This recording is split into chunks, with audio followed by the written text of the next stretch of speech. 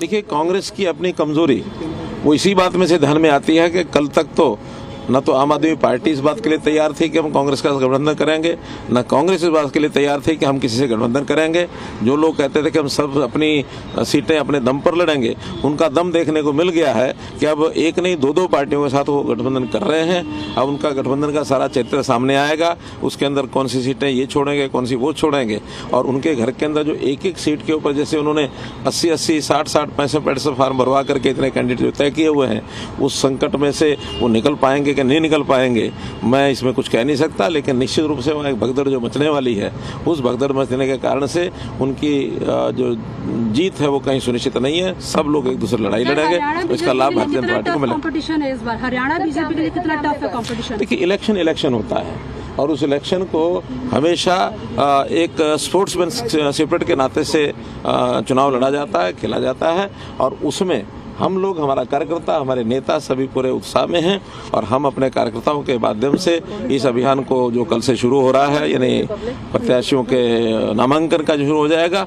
उसको विधिवत रूप से सारी हमारी योजनाएं, सारी हमारी व्यवस्थाएं सब कंप्लीट हैं, और हम अच्छे प्रकार से चुनाव लड़ करके और तीसरी बार भारतीय जनता पार्टी की जो मेजोरिटी है वो सरकार हमारी निश्चित रूप से आने वाली है, ऐसा मेरा विश्वास है।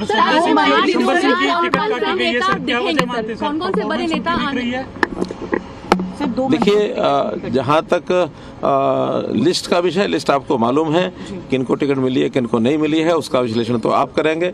लेकिन बड़े नेताओं में प्रधानमंत्री जी भी हमारे आएंगे, गृह मंत्री जी आएंगे, राष्ट्रीय अध्यक्ष जी आएंगे, जितने भी बड़े नेता हैं वो सब, क्योंकि 90 विधानसभा की जो चुनाव है तो स्वाभाविक रूप है जितने नेता आएंगे उनके सबके, कुछ जम्मू कश्मीर और हरियाणा के दोनों के साथ साथ चुनाव है, तो दोनों प्रदेशों में जाएंगे, इसलिए हमको पर्याप्त समय अपने नेताओं को मिलेगा। सर, बीच में कुछ पहलवानों के कुछ समूह को लेकर के पहलवानों के एक समूह को बीजेपी से नाराजगी थी, अब कांग्रेस जो है वो ही पैतरा अपना रही है, टिकट दे रही है उनको। देखिए, कुल मिला के एक राजनीतिक चक्र में मैं समझता हूँ हमारे वो साथी खिलाड़ी हैं उसमें फंसे थे, उस समय फंसे थे। आज उसका पटाक्षेप हो रहा है कि वही लोग आज मिलकर के कांग्रेस के नेताओं के साथ टिकट की गुहार कर रहे हैं। इसका मतलब ये है कि वो जो सारा विषय था वो राजनीति से ओतप्रोत था।